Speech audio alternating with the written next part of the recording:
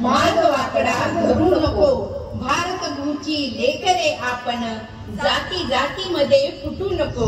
भारतभूची लेकरे आपण, धर्माधर्मामध्ये फुटू नको.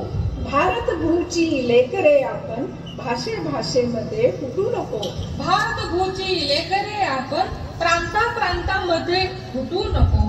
स्वातंत्र्याची आण आम्हाला, तुकडे तुकडे करू नको. भारतभूची लेकरे आपण, मार्ग वाकडा धरू नको. पण आम्हाला हे सांगणारे तुम्ही कोण? कोणत्या गावचे? हमको हमारी भाषा में समझाओ.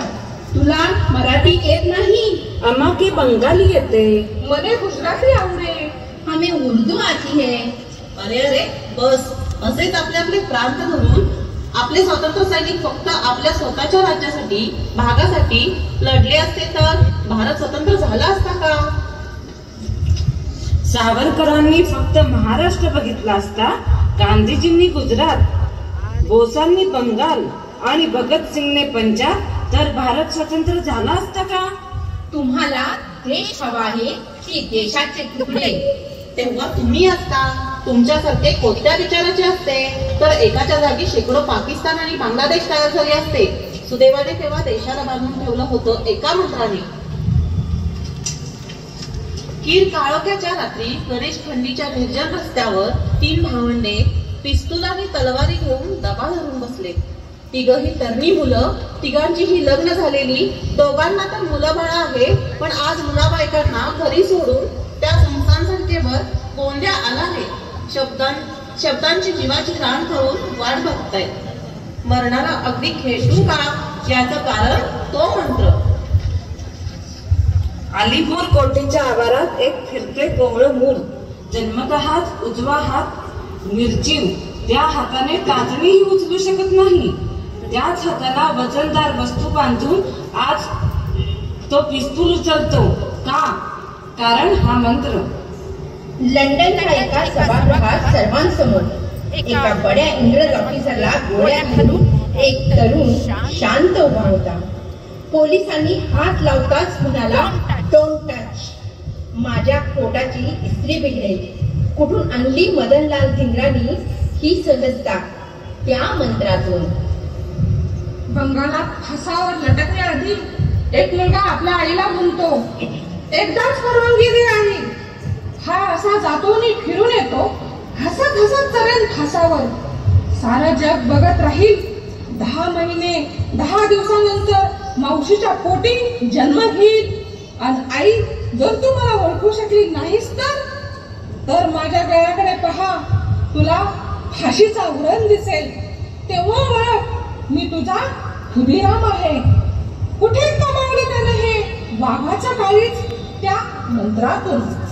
हा मंत्र तेव्हा आपल्याला बांधून ठेवत होता आणि आजही. कोणता हा मंत्र? हा मंत्र आहे बंकिमचंद्र यांच्या लेखणीतून आलेला, कोणत्याही धर्माला नाही तर या भारत मातेला वंदन करणारा वंदे मातरम. हा तर आम्हालाही बाकी आहे. हो, पण तो अर्धाच. मग संपूर्ण वंदे मातरम का शिकवत नाही? त्यात नद्यांची, डोंगरांची नावं आहेत. हो, आणि आम्ही त्यांना वंदन करत नाही. आपण आईच्या पाया पडताना फक्त तिच्या डोक्याच्या पाया पडतो का? तिच्या अस्तित्वाच्या पाया पडतो ना. तसंच हा मंत्र भारत मातेचं अस्तित्व मानतो. बंकिमजी म्हणतात, सुजलाम सुफलाम मलयज शीतलाम. आपल्या भूमीवर नद्या वाहतात, शेत हिरवीगार होतात. शस्य श्यामलाम मातरम. शेत हिरवीगार, पिकांनी डवललेली अशी आहे आपली आई. वंदे मातरम. शुभ्र ज्योत्स्नाम पुलकितं यामिनीं. चांदण्यांनी भरलेली, आनंदाने नांदलेली रात्र. फुल्ल कुसुमितं द्रुमधर शोभिनीं. झाडं, पानं, फुलांनी सजलेली धरती. अशा भूमीला प्रणाम. वंदे मातरम. सुहासिनी सुमधुर भाषिणी. ही आई नेहमी हसतमुख आहे, गोड बोलते. सुखदाम वरदाम मातरम. ती सुख देते, आशीर्वाद देते. वंदे मातरम. पण पुढच्या ओळी सप्तकोटी कंठ कंठ कल कल निनाद कराले, कोटी कोटी भुजेर धृत खर खर बाले, अबला केनमा एक बले बहुबल धारिणी नमामि तारिणी रिपुदल वारिणी मातरम. तेव्हा असलेल्या 60 कोटी जनतेच्या मुखातून येणारा हा मंत्र आणि त्यांच्या 14 कोटी हातात असणारे शस्त्र असताना कोणात हिंमत आहे आमच्या आईला अबला म्हणण्याची? वंदे मातरम.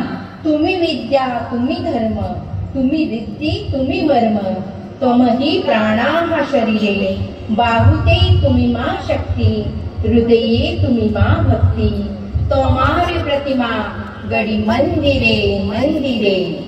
हे भारत माते, तू विद्या आहेस, तुझी धर्म आहेस, तू प्राणही आहेस आणि शरीरही. तुझीच मूर्ती प्रत्येक मंदिरात आहे माते. वंदे मातरम.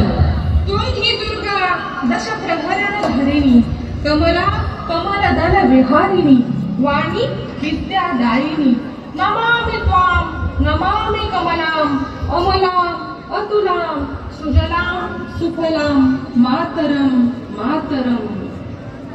तूच दुर्गा तूच लक्ष्मी, तूच सरस्वती, तूच चराचरात आहेस.